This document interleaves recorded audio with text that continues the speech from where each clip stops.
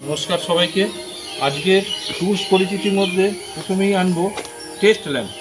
দেখুন একটা test lamp, এটা হচ্ছে বহুমুখী উদ্দেশ্য সাধক ডবল টেস্ট ল্যাম্প।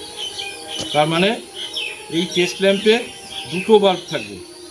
আবার বহুমুখী উদ্দেশ্য সাধক নাম দেওয়ার একটা কারণ হচ্ছে কি, এই টেস্ট ল্যাম্পকেই আবার সিঙ্গেল টেস্ট ল্যাম্প হিসেবেও কাজ করানো যাবে। এই দেখুন, এই টেস্ট ল্যাম্প থেকে টোটালে 3 গাছা তার বেরিয়েছে। তার মানে হচ্ছে আপনি এটাকে সিঙ্গেল টেস্ট ল্যাম্প হিসেবেও ব্যবহার করতে পারবেন। আর এটাই উল্লেখযোগ্য জিনিস হচ্ছে কি, সবসময় মনে রাখতে হবে দুটো ল্যাম্পেরই ওয়াটেজ অ্যান্ড ভোল্টেজ একদম সিমিলার হতে হবে সবসময়। অর্থাৎ আপনি যদি এখানে একটা 100 ওয়াটের ল্যাম্প লাগান, এখানেও 100 ওয়াট লাগাতে হবে। এটা যদি 230 ভোল্ট হয়, এটাও 230 ভোল্ট হবে। এইটা খেয়াল রাখতে হবে।